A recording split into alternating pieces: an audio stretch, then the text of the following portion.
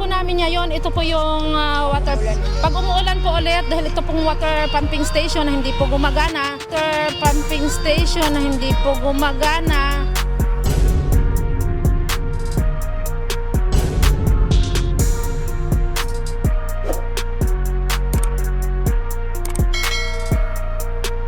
Natatakot ang mga residente na muling tumaas ang tubig sa Tumana Malanday Creek kapag muling lumakas ang ulan habang hindi pa umaandar ang pumping station sa kanilang lugar.